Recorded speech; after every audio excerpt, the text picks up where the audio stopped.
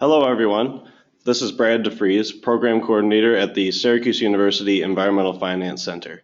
On behalf of the Environmental Finance Center Network, I'd like to welcome you to our webinar entitled Ask the Expert, a unique opportunity to ask your asset management questions or seek advice on how to begin. This session is one of several webinars conducted by the Environmental Finance Center Network for smart management for small water system projects. The EFCN provides training and technical assistance to small public water systems in all 50 states and 5 territories to help local water systems achieve and maintain compliance with the Safe Drinking Water Act. Workshops, trainings, and direct assistance are provided on asset management, water loss reduction, water system collaboration, fiscal planning and rate setting, energy management, funding coordination, and managerial financial leadership. I will be providing some technical support for today's session. Please take a moment to observe your GoToWebinar control panel. Most of the functions are self-explanatory, but I'd like to draw your attention to the questions section on your control panel. During today's session, you will all be kept on mute to ensure audio quality and to minimize background noise. When you would like to ask our panelists a question, please type it into the GoToWebinar question dialog box, and we will direct it to the panelists. I will now do an audio check to make sure our panelists are ready to begin. Heather, are you there? I'm here. Dawn, are you there? I am. And Ross, are you there? Yes, I am, thanks. Great. So now I'm going to turn it over to Heather Himmelberger, Director at the Southwest Environmental Finance Center at the University of New Mexico for introduction.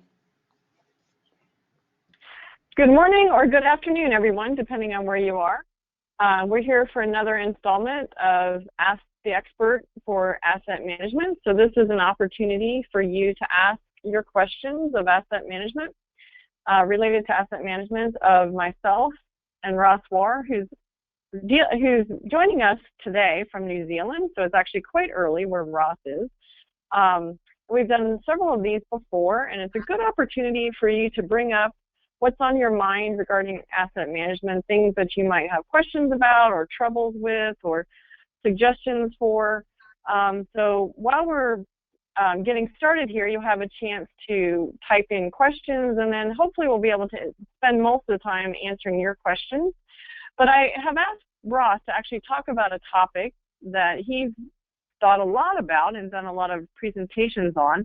And I think it's a really pertinent topic that as I go around the country training on asset management, it comes up a lot.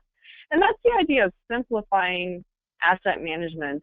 Sometimes we kind of get a little too complicated with it, and we could simplify it and maybe have a better time achieving the results that we would like with asset management. So I'm going to turn it over to Ross for a few minutes to talk to you about simplifying asset management. And again, as we're speaking, please take the time to write in any of your questions about asset management so that after we've talked about simplifying asset management for a while, we can actually get to your questions. So Ross, I'll turn to the next slide here, and maybe you can, okay, there we go. Maybe you can talk us through some of the simplifying asset management. Yeah, well, thank you for that, Heather, and good morning from Friday morning here in New Zealand. It's early spring here in New Zealand, and just a beautiful day. So I can tell you, if you're wondering what Friday's going to be like, if you're sitting in America on Thursday, that Friday looks like a really, really nice day. So anyway, coming back to simplifying asset management, earlier this year I had the opportunity to present in June at a major conference that was an international conference, had participants from about 30 countries here in New Zealand in the asset management stream. And one of the things I've been observing over the last maybe 18 months to a year had been that we've got a lot of manuals and books and guidance on how to do asset management now. But they're getting to be a fairly large stack of information. There's now an international standard, ISO 55000 as well.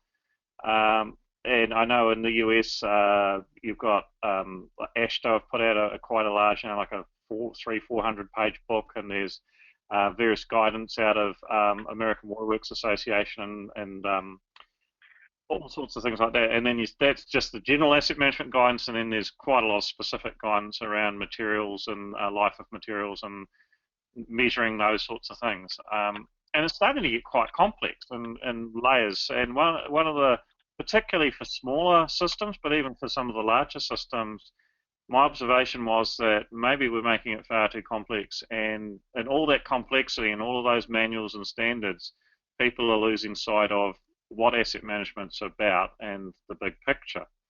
And just here in New Zealand, we have a 3-yearly cycle of asset management updating that aligns to our political cycle. Yours would be 4 years in the US. And again, the regulators have come back, having looked at all these plans have been updated, and said yet again, hey, you asset managers, you've done very, very well talking about all the technical detail, but for the community and the governance, the council or the board of directors or whoever it is, how are they going to tell the story that you're trying to tell? Because you've got all this technical detail, but you haven't really told the story of what your maybe 2 or 3 key issues are that you need the funding for. And in New Zealand now, we're now required or mandated to produce 30-year look forwards for asset management, which is a long way forwards. And those add up to billions and billions of dollars, or in some cases, in the US for the big authorities, that would be trillions of dollars. And the thing is that when you go back to Congress or you go back to state legislature or to your own directors or whatever, and you're asking for billions of dollars of funds, it needs to be more than a black box. And it needs to be, as they're looking at that slide there, the trust me, I know what I'm doing just isn't accepted in our societies, particularly when we're asking for billions of dollars of public funds. And so part of the thinking around simplifying asset management was, well, we need to get out of this black box mode, and we need to get out of highly complex calculations unless we particularly need to do them, and get back to thinking about the components of asset management and thinking about how we explain that simply to people who aren't technical professionals. Because typically the people that are voting the funds aren't technical professionals. They're politicians, or they're people that have come from other backgrounds. And they certainly might have, or you'd hope they've got some proficiency in some profession, but not necessarily in engineering or asset management. I just wonder if we go that next slide, Heather, the one that shows the components of asset management. Yeah, so what I did was I came up, I had a look through all the data and what I'd been doing for my clients, and came up with this slide here. And the slide assumes that you've got an asset register, so it doesn't show the asset register. But fundamentally, when you're looking at life cycle management, you've got those 3 drivers. One is level of service, the second is future demand, and that might be negative demand or a declining population, a declining use of your system. And the third one is risk, and they feed into your life cycle management, where you look at your operations and your maintenance and asset renewal or rehabilitation, replacement, new capital if you've got a treatment facility or a new bore field or some new pipelines or an extension of your system, and sometimes disposal of assets. You optimize those and then you drop into your financials. And one of the things, even though we've been doing this for 2 decades now in New Zealand, we still get bogged down in the technical detail, and that's because we're technical professionals. And we quite often miss showing the line of sight from level of service through life cycle through to the financials, that say, hey, we're doing this because we need to fix something that we're not delivering service-wise that we're required to, or we need to do this because this part of our district or our city is growing, or our county. and we're doing this because we've actually got this terrible risk that if we don't do something about it, it's going to cost us 10 times what we're doing. It just makes economic sense to address that. The other thing with that diagram is financials have two parts. One is expenditure and one is revenue. And everybody, since the global financial crisis has hit, and even before that, and I think particularly smaller systems, revenue is a constant discussion. How do we pay for stuff? And if you don't have enough revenue to meet your projected expenditure, there's a discussion about how that can be brought up to speed, or how can you get additional revenue, or it might be loans or whatever, or some sort of grant or funding from state or federal government, bonds. But it may be that you just go back through the life cycle management, the levels of service and demand, and say, well, we just aren't able to deliver. If people aren't going to pay or aren't willing to pay for what we think is required, what do we cut out of the programs, or what don't we do? And that's a different discussion to have with governance, with the board, with the council or state regulators, and the community that you're serving. And sometimes it's that's a discussion that needs to be had. And I think particularly if you're in an area where you've got a declining demand for the services, that is definitely a conversation that has to be had at some stage.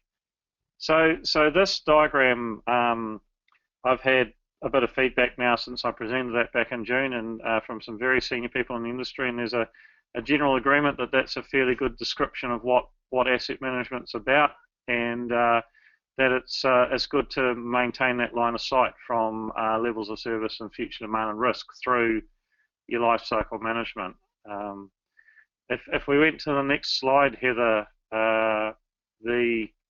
what you do once you've done it the first time is you look at the gaps, and then with the further one, so if there's any gaps, you need to work out what they mean. It might be that you've got quite a lot of to take an example, for argument's sake, Austin, Texas is growing very, very quickly at the moment, and obviously they would have a demand gap where they're trying to build out reticulation and additional bores and reservoir tanks and things like that to keep up with that growth.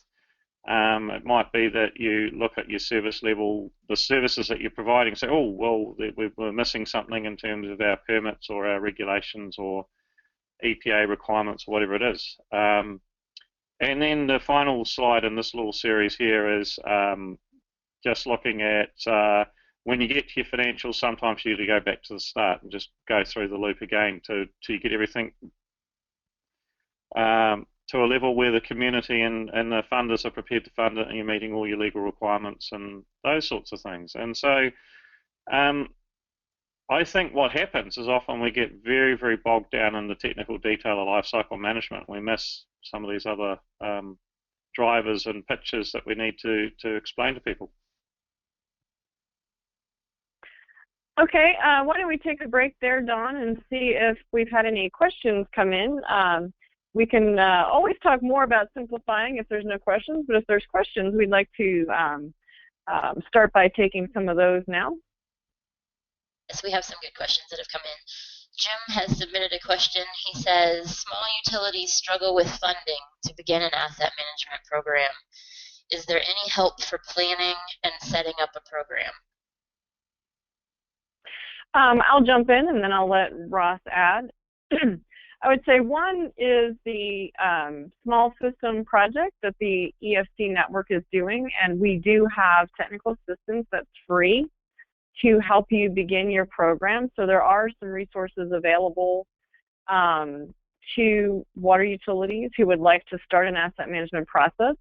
My interest in having Ross really start us off today and talking about simplifying asset management relates very much to this question, is if water utilities can keep asset management as simple as possible, they are able to do a lot of the things themselves rather than having to spend a lot of money to hire somebody to do it for them. So a lot of what we're working with small utilities now is having them really focus their strategy, at least initially, on issues that really matter to them. So maybe you're having trouble with wells, and you need to look at your wells as an asset class and determine what needs to be done and what kind of funding you need to spend and what kind of condition they're in. But you can kind of shrink your asset management program down to that one asset class as an initial starting point. Work through, what kind of condition is that in? What kind of operation and maintenance do we need to do? What kind of interventions do we need to do? By that I mean, do we need to do some major repairs or replacements or rehabilitations to our wells? How much longer are we going to use our wells? How much money do we need? And kind of just focusing the program in a very simple way to solve a problem that a water utility is having. And in so doing, you can kind of get used to how the asset management thinking works and have it help you solve a problem in maybe less of an overwhelming kind of way. Sometimes when you look at your whole utility, it feels completely overwhelming. And if you can at least as initial starting point, maybe look at asset management in terms of a specific asset or a specific type of asset, you can get yourself going without having to spend a lot of money or a lot of resources, to get started. And we are working with several utilities now in that mode of trying to get them to work through some issues and take them maybe one at a time. And maybe it takes them a couple of years to get the whole plan to cover the whole utility, but that's okay. And you can kind of build in over time, different pieces of your asset inventory. So, Russ, do you have anything to add? Look, I think that's just reminded me of very early days when I was consulting, or just before I went consulting, so about 20 years ago. And there was an authority that I went to visit. I knew the guys there, and they were relatively new. This is wastewater we're talking about. A relatively new system, and the pipes were 25 years old, and they were plastic pipes. So, you would think they were going to last 100 years. But they were on a sandy ground beside a beach, a big beach area, and so they had not very deep because they had to dewater all the time there. They had lots of pump stations, so they had something like 100 pump stations or lift stations, and the pumps had all been in sort of 25 years, so they're all coming towards the end of the life. And they bought some software, Heather, as people often do, and the software said, put all the information about your pipes in. And so they'd been doing that. They'd been spending heaps of effort doing that. And the thing is, the real risk and the real failure was around their pumps, because they were all getting towards the end of their life, and they all were going to start needing replacing. And I said to them, oh, well, what about your pumps? Have you got them? And, oh, no, look, we've still got 2 or 3 years to get all our pipes into this brand new system we've got. I said, well, so where's all your information about your pumps? And they said, well, we've got Bob, the pump supervisor, and here's a little black book. And I said, oh, God, does he know his job? They said, yeah, no, he's fantastic because he's got so much work to do. And I said, so what so Bob doesn't come to work tomorrow? And all the engineers in the room just stopped, and they said, we'd be gone. We really, really rely on Bob, and if he didn't come,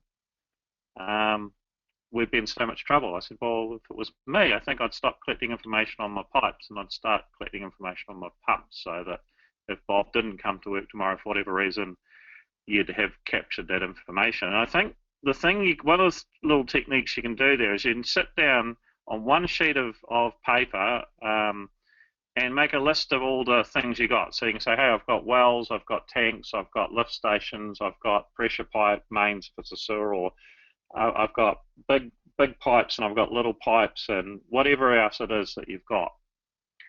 And I think the easiest thing to do is say, right, based on what I know, is it in the first third, second third, or last third if it's life? And then you'll come up with a couple of asset classes that are in the last third of their life. As simple as that. And you'll know about them because some of them will already be giving you some trouble. And that's where you start. And so, as Heather said, if it's your wells, or it might be you've got some really old tanks up on elevated tanks that are the stands and the tanks are just about to fall over. or whatever it is, start there, because first of all, they're going to be the first thing you have to replace, and secondly, they're the thing that are going to have the highest risk of failure. And that, in very simple terms, in a couple of weeks, you can deal with your biggest risks and your highest potential costs, just as part of your normal day-to-day work. Simply by sitting down with your maybe your senior work crew supervisors and a few of your engineers, maybe put a coffee on and around the lunch table, whatever, you'll get it out very, very quickly, and that gives everybody a bit of direction and starts a conversation in the organisation without spending any money at all. Okay, Dawn, do we have any more questions? Yes, Morgan asked, dealing with several decades of deferred maintenance and few written records can be quite complicated. How can we implement asset management when we do not even know the true extent of our utilities assets that exist in the field or their true age and condition, especially for buried assets? Do you mind just repeating that question? It was a little bit, the audio version of blurred. Sorry, I will repeat it. Dealing with several decades of deferred maintenance and few written records can be quite complicated. How can we implement asset management when we do not even know the true extent of our utilities assets that exist in the field or their true age and condition, especially for buried assets? And I think if you go back to Ross's answer to the last question, I think that would be a good starting point. You may not know the true extent of your buried assets. You may not know exactly the condition, but you might know, as he mentioned, whether it's in the first third of its life, the middle third, or the last third of its life. So was it put in, relatively recently, in which case it would be in the first third of its life, and was it put in maybe a couple of decades ago, maybe it'll be in the middle third of its life, or was it put in 60, 70, 80 years ago, and it's in the final third of its life, to give you that starting point of, what are you dealing with? Because you're not going to know the true extent of all of the assets that are in the field, but you can have some idea of when they were first put in, and just talking to operators about what their experience is when they dig up those buried assets can give you some insight into how bad the assets are. So when they dig them up to make a repair, what are they encountering? What do the pipes look like? How are they behaving? Are they structurally sound? Do they have difficulty putting a clamp on it to make a repair because the pipe doesn't have structural integrity, or is it fairly easy for them to do that? If they've actually had to cut a piece of pipe out to replace it, what does it look like, inside, outside? So kind of combining the two things, the first approach that Ross talked about of just listing out the major pieces of assets that you have, like you have the wells, you have the tanks, you have the pumps, you have pipes, that sort of thing, and then just making your best estimate of whether it's in the first third of life, middle third, or last third, kind of gets you started with at least a rudimentary idea of what the condition's like, and then supplementing that with field work, field work in the sense that you're going to talk to the operators, the people who are out there, and talk to past operators as well. If you can still, if you still know who they are and you can still contact them, don't overlook talking to past operators about what they've seen, because that will help you even think about, well, how bad was it when, John was our operator compared to now when Fred's our operator? How are things looking? And it's been 10 years, and boy, it was a whole lot better with John than Fred, so maybe it's, getting worse quickly. So you try to supplement your initial estimates of, where you are in the life cycle of these assets by what the people in the field are actually finding, to kind of give you a starting place of where to go, which is sometimes the best you can do if you don't have a lot of records, you don't have a lot of information from the past. You're just starting with your best judgment on, what's going on under the ground, or what's what's been happening over time. And Ross, do you have something you want to add? Yeah, I had a precisely that situation in a town that we got where there was a big amalgamation of multiple authorities, and this little town of 5,000 people, and they had very, very poor records and very, very high, this was wastewater gain or sewer network expenditure, extremely high. And so we took what we had in terms of some, hey, maybe a pipe goes along here, and we just, this was in the days when GISs were still quite new, but we just put a map up on the wall. And anytime we found a new pipe, we drew that on the wall, and ultimately that got mapped into a GIS. But every time we got a break or a block or a overflow or anything like that, and it's the same with water, we just said to the guys that were doing the work, where is it? And we just put a little cross or a circle, depending on what it was, up on that map. And over a period of about 2 or 3 years, we knew exactly where our problems were, because they recur usually. And so then we were able to go and start doing some really targeted investigation and then some pipe replacement. And the thing is, I think, as an engineer, your training is to try and get very precise records, and particularly with buried assets, you're never going to know everything. So the thing is, you can start looking at your land development records and say, right, this block was developed in 1960 or 1970. Well, you can usually be pretty safe to say there was no pipe in the ground before then. It usually goes in around the time of land development. So you can say, hey, that pipe went in that decade as a starting point. In terms of the condition, just the first thing is start plotting out your maintenance breaks. That'll tell you, and then get really targeted with your investigation where you're getting a lot of problems. That'll be where you've got pipe or other assets that are in very poor condition. You'll never be funded to get 100% of condition, and even if you do, you'll only have internal condition, not what's happening externally. And in terms of the extent, well, if you've got no records, you go and you hop in a ute or a truck and you go and have a look, and or you use Google Earth or Google Maps or whatever it is, Street View. You can, or you send somebody out with a tablet and start plotting it up. But that's what you do, and you don't try and do it all in 1 month, because you won't get there. Yeah, I think one of the things that we've seen, and it actually doesn't even matter system size, because it's something that happens over and over again, no matter what the size, is people aren't prepared to kind of take the information in from the field. And I would strongly encourage you to come up with some way of capturing what people are seeing in the field. So, as Ross was mentioning, locations of breaks or even locations of pipe, if you don't know where the pipe is, and maybe they spend 4 or 5 hours trying to figure out where the pipe was, and you didn't know before then. Well, now you do, because somebody spent 4 or 5 hours figuring it out. So you need some way to capture that so that somebody else doesn't have to spend another 4 or 5 hours another time finding it, so the next time you know right where the pipe is.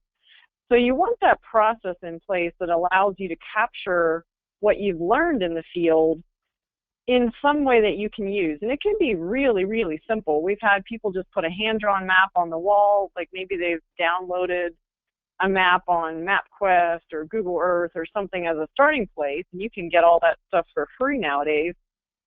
And then they just start hand drawing on, where are the pipes? Well, okay, I don't know where they are today, but through the course of the next, year, 6 months, whatever the time frame is, my operator is going to have to dig them up for break repairs or other things, or maybe they have to do a line spot because there's construction, so they're going to have to find your lines.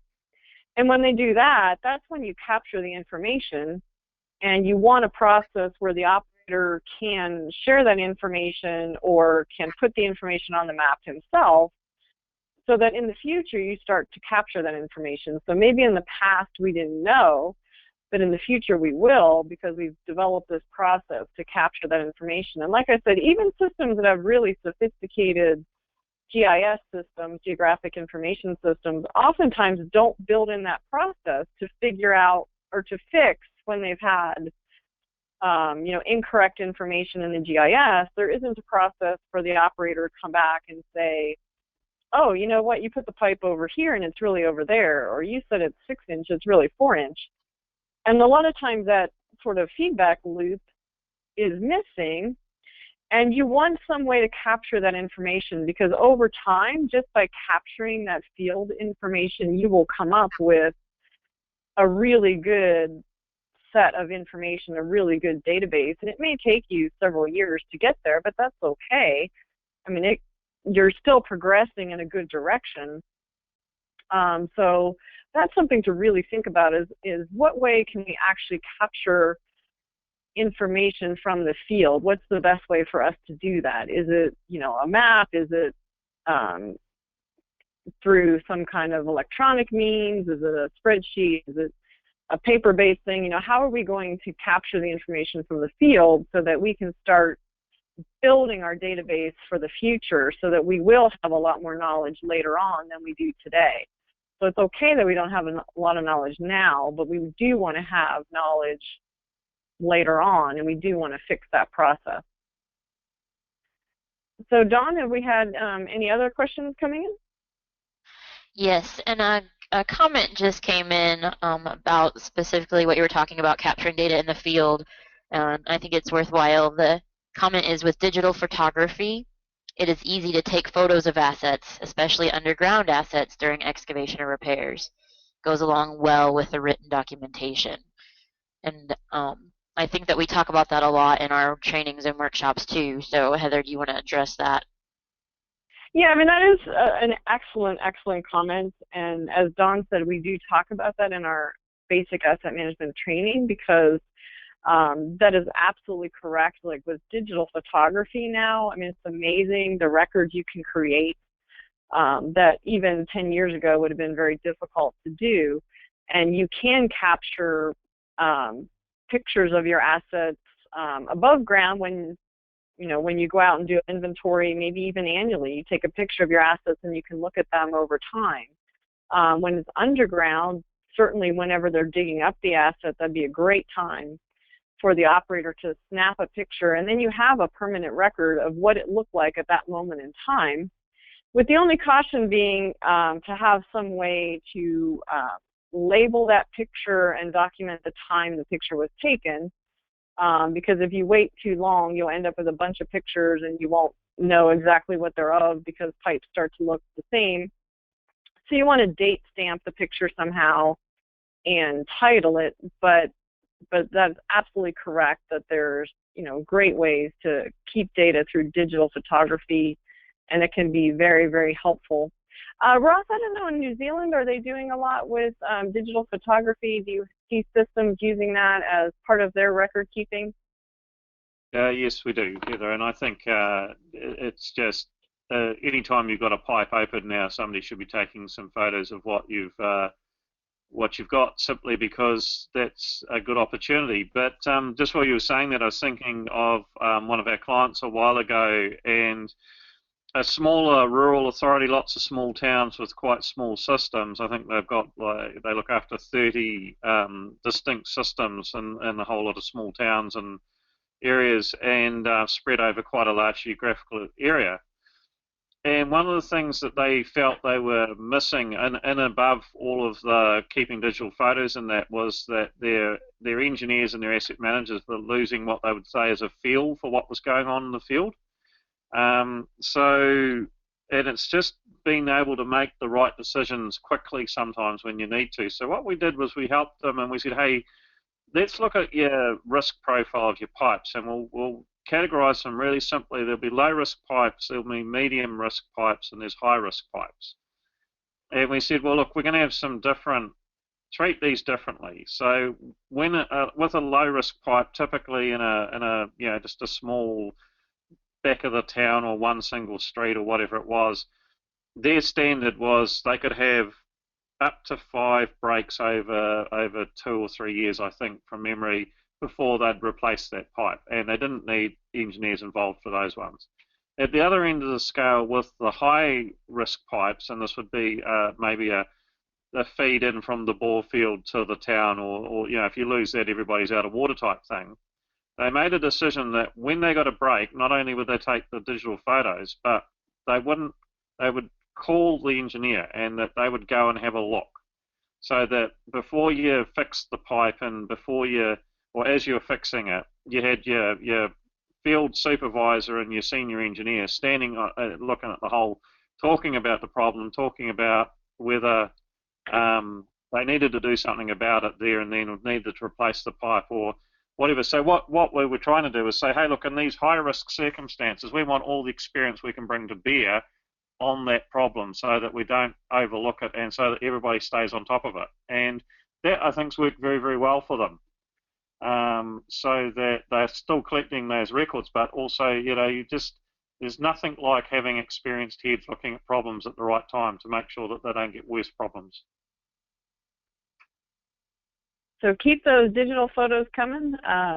Great idea for the asset management. And if you don't have a camera, that might be an investment that your utility wants to make, either through some kind of smartphone that takes pictures or, a tablet kind of device or just a camera itself. They're actually not very expensive these days. So if you don't have a digital camera at your utility, I think it's, well worth the investment. Dawn, do we have any other questions coming in? Yes, about the presentation from Ross. It says, I don't quite understand how to use this diagram. Is this a bird's eye view, or can you walk us through an example of how to use this diagram? I'll let you take that one, Ross. Thank you. Look, the walkthrough on the diagram takes about 4 hours in terms of looking at the detail. Simply and very quickly, if we're looking at the one with that's still up at the moment, the number 3 diagram, you've got your levels of service around your that you're delivering. That might be a certain pressure of water, or the water's fit, the quality specification of the water, the chemicals you're taking out of it, or the metals, or whatever like that. It might be the quantity of water. So you've gone through or your ability to respond to a break or a fault. So that you've got that list of levels of service, and they all, at the end of the day, have operational and or maintenance and or renewal actions that you have to undertake to consistently deliver that. You've got to run a water treatment plant, you've got to take the arsenic out, whatever it is. They all have a cost associated. So delivering levels of service, however you've defined them for your water authority, is a key part of asset management. The changes in demand are the next key part. So it may be that you've got a big new industry, wet industry coming that's going to take water from you. It may be that you've had one of those and they're actually leaving your area. Your population might be growing or it might be declining, or there's all those factors. And so understanding, and in the demand as well, obviously, very topical in the US at the moment, is what do you do when you've got drought and you can't, you've not got enough water coming into your system, or you've got to restrict the water. So that's all around demand planning, and that has impacts on how you operate, maintain, replace, but it also can have quite big impacts on your expenditure and your revenue. I think Heather on the InfoManage blog a while ago made the point that in California, if they make a 30% reduction in water use, that's a 30% reduction in volumetrically charged revenue, which is going to create problems for the water authorities there. So there's a looking at demand and how does that impact on how you manage your assets and deliver your services, and both your expenditure and your financials. And then there's that risk, and we were just talking about that a minute ago. Some assets are higher risk, some activities are higher risk, some, typically the risks you don't think about are the ones that will catch you out if they're big ones. And managing or mitigating or taking those risks so that they actually don't, you can deal with them, or sometimes have a change the way that you manage the life cycle of your assets, how you operate, how you maintain, how much preventative maintenance or you do, or cyclic maintenance. Sometimes with a very important asset, you might in fact choose to replace it well ahead of time. You're not going to run it to failure. in your treatment plants and pump stations, that risk might be if I've only got one pump, then I need to be right on top of the repairs and the maintenance of that. If I've got 3 pumps, then maybe one can fail before I have to get too worried about it. And they all impact, and then that all impacts on the life cycle decisions you make, impact on what you spend. What you spend impacts on the revenue that you need. So that's how that diagram works. A very, very simplified view, helicopter view, if you like, of asset management, and then digging into each one of those topics can take quite a while. Though I understand Heather's got some very good training that the EFC network offer around those topics. So. Yeah, I mean, I think it's just another opportunity to sort of bring us back to the idea that it's really about the thinking part. This is something that I spend a lot of time talking about, and I know Ross gets into it as well, is the how you think about your assets is really the most important part of asset management. I mean, you will have some kind of computer or hand tools that, like a map or something like that will help you with your asset management process. But the most important part is just to be able to think about your assets. And so what Ross has presented is kind of on the left-hand side, what do you want your assets to do, which is kind of your level of service. What are you going to need them to do in the future? And then what risks might you face in terms of, what assets are going to cause you risk in order to be able to meet what it is you need to do? And then how are you going to maintain your assets to kind of meet future demands, meet current demands, and then how are you going to pay for it? So it really comes down to just how are we going to think about our assets. And, as Ross mentioned, I did do a blog post a little while ago about, when they've cut usage in California so drastically. I mean, that's a great thing to do in terms of future demand, but it created a risk. It created a big risk for those utilities because many of them were already facing inability to replace aging infrastructure or decaying infrastructure. And when you cut the usage, you cut revenue, and you cut revenue a whole lot more than you cut expenses because most utilities generate most of their revenue based on volumetric charges, but most of their expenses are fixed. They're kind of independent of how much water you produce. So you've created this risk for the California utilities that said, okay, well, we had to meet the future demand of less usage, but now we have this risk that we can't replace aging infrastructure or maybe even keep up with basic maintenance because we're going to have less revenue. And it could be somewhere on the order of 30% if they cut 30% use, or it could be a little more, a little less, depending on how they collect their revenue. But by changing levels of service and changing future demand, you created a risk of how are we now going to operate our utility, maintain it, do renewals based on these revenues. So I think it's what he's presented is a really great way to think about your assets and think about what's going on in your system so that you're better able to handle things as they come along, and at least you can think through, well, now what do we do? Now what do we do when we have less usage? Do we have to raise revenue? Do we have to cut service? What is going to change based on, our new situation? Dawn, do we have any additional questions? Yes. Becky writes, we have little to no records on the system assets. So we have recently started doing an inventory of manholes, valves, etc. How do you recommend numbering the assets? It seems a bit overwhelming. Well, I'm going to give you an answer, and then I'm going to turn it over to Ross.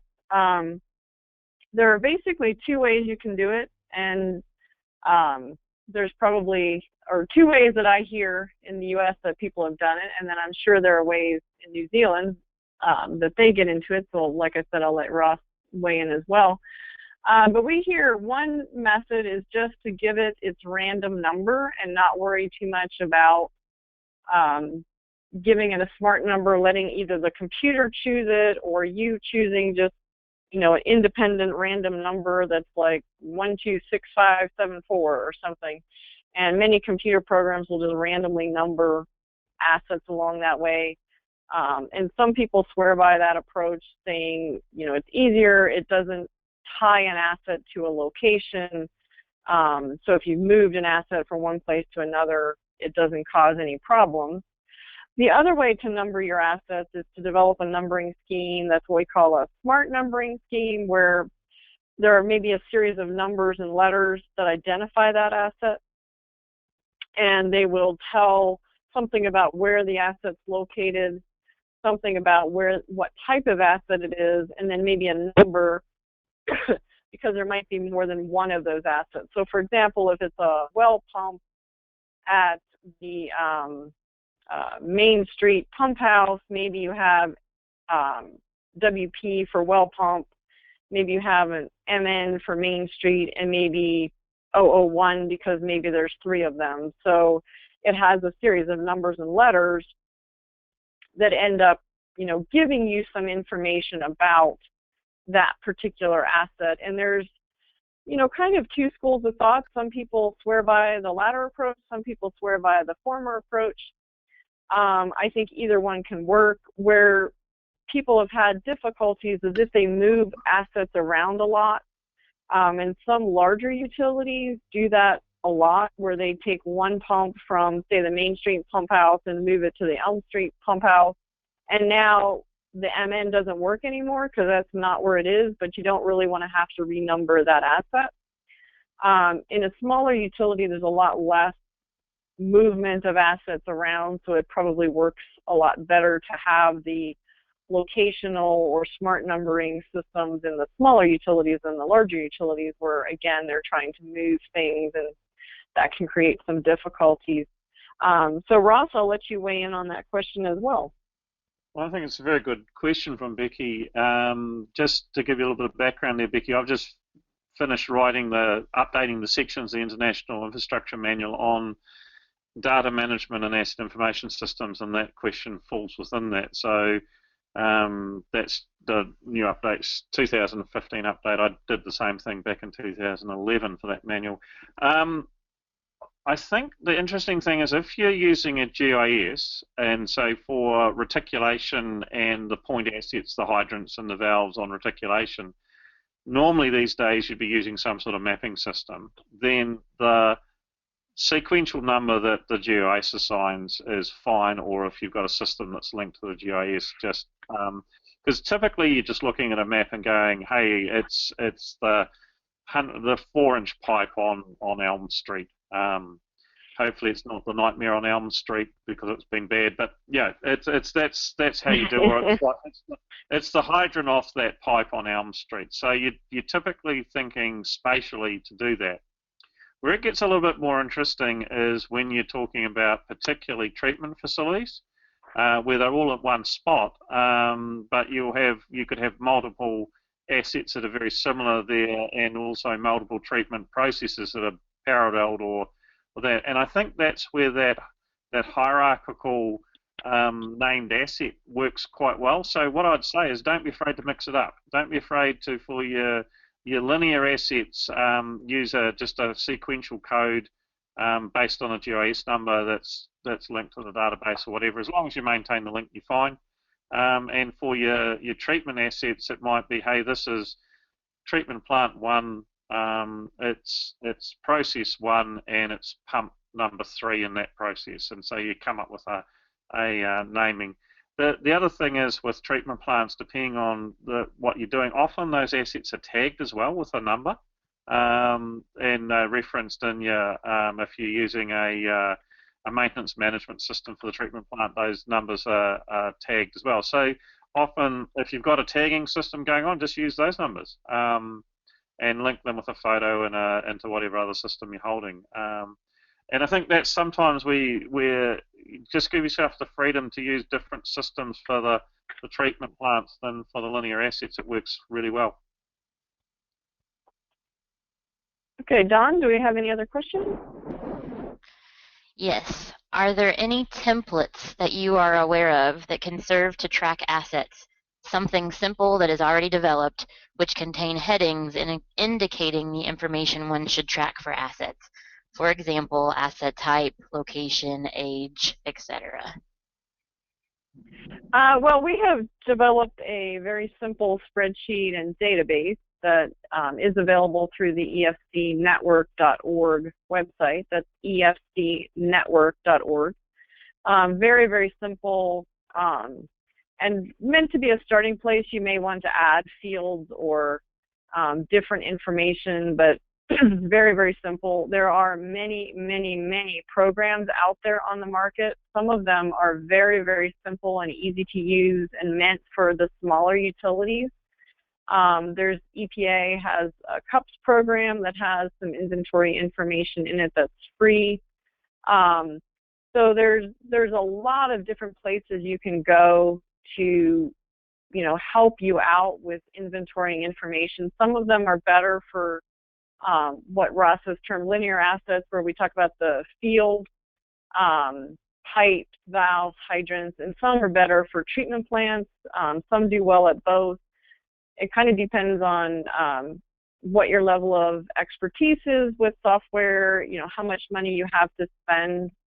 But there are some really good programs out there that are not very expensive for small utilities that are starting to really help you capture information, inventory information, without too much complexity. You want to be careful. There are some programs that are very, very, very complex, and most little utilities don't need anything like that. They're really meant for the much larger utilities, and some of them are even meant for major industries more so than water or wastewater utilities, and they can be used for water and wastewater, but they're actually developed for folks who are running a major manufacturing plant or something like that. So of course we want to avoid that kind of complexity, but there are many programs out there on the market that will help you with a small utility. And Ross, I'll let you weigh in on that question as well. Yeah, I think keep it simple initially. Use the industry templates that are available. When we started this exercise 20 years ago back in New Zealand, there was nothing. So there was a group of us sat down and sort of developed something, and everybody grabbed it. It was just like a user group almost. So EFC Network's done some of that sort of thinking. I think the main thing is size it for what the level of detail you need for what you're managing, and no more than that.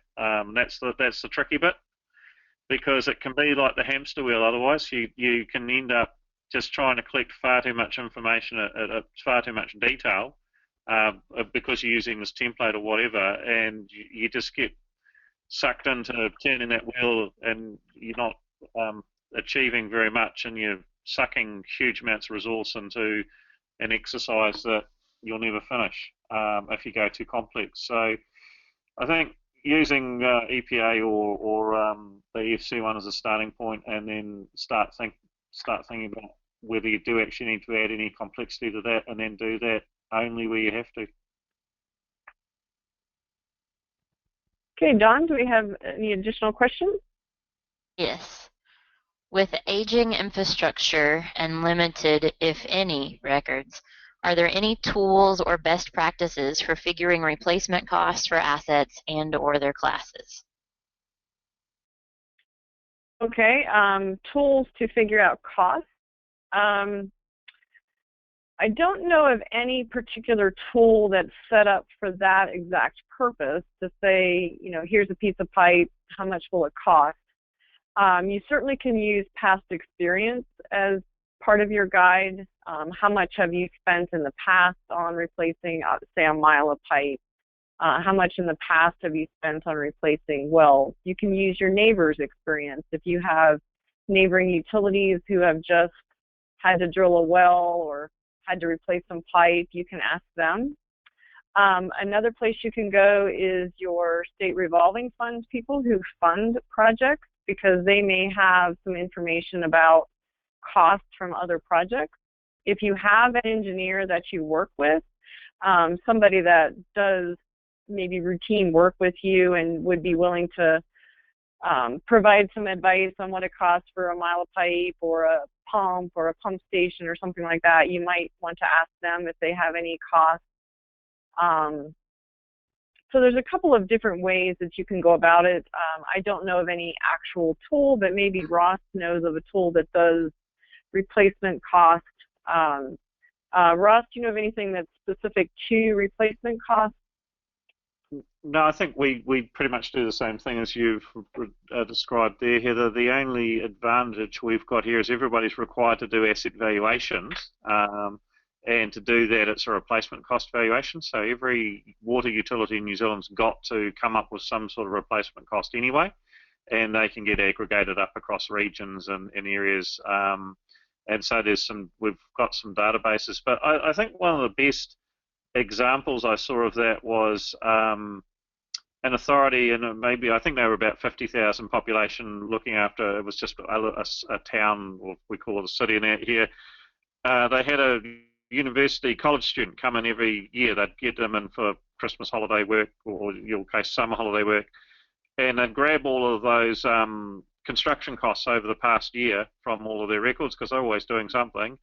The thing is, you've got to adjust them as well. So they just put them into a spreadsheet, and they adjusted the cost for inflation and for the cost of capital and things like that. And they just kept a series of graphs, and they could work out what their average cost per mile, per depth, or per type of pipe was from that information. It was really, really useful. And the trick to it was just keeping it up to date every year, and it wasn't a big cost, and it wasn't a big effort, and really good exercise for a keen young engineering college student to do every year at Christmas time. So, and that's our main summer holiday here. So in your case, your summer holidays effectively. Okay, I think we're getting towards the end of our time today. We only have an hour webinar today. So if there's any other questions out there, we will answer those in written form and get the answers out to you following the webinar. I want to thank my colleague, Ross, who so graciously donated his time to be here today with us, and I really appreciate his willingness to share his insight from his many years of doing all kinds of asset management practice. Russ and I have worked together for years, and I value that relationship because it really helps me learn what's going on in other countries that I can bring to the U.S. and add to our training. So it's always such a pleasure to be on these webinars with Ross. And I want to thank all of you for sitting in today and for sharing those wonderful questions with us. It's always great if we can tailor it to the kinds of things that are on your mind. We will have a recording of the webinar, so if there's anybody that you want to listen to it later, you can refer them to our website and you'll be able to find the recorded webinar. We also do blog posts through the, let me put up the first page again. Hang on one second. Through informanage.com, and you'll see Informanage down there in the bottom right-hand corner. There are blog posts about these kinds of issues that will come up later on, and you're welcome to go there and read blog posts about asset management. So there are resources to help you. It is a big task to take on asset management, but you can simplify it as much as possible and look for those resources to help you because they are out there. Ross, do you have any final thoughts for us? No, I think thank you very much to everybody that's listened, and I think thank you to Dawn and Brad for just helping us with the administration, and it's been a very enjoyable hour to spend with people. So. All right, well, thank you all. Again, if you have interest in if you're under a 10,000 population utility, we do have free assistance to help you with asset management. Please contact us. We are happy to assist you any way we can. And look out for another one of these, probably in about another quarter. We'll have another Ask the Expert webinar. We'll focus on some other topics and answer additional questions that you may have. And again, thanks to Brad and Dawn and Ross for being with us today. Thanks to all of you. And we'll catch you on the next Ask the Expert webinar. Thank you so much.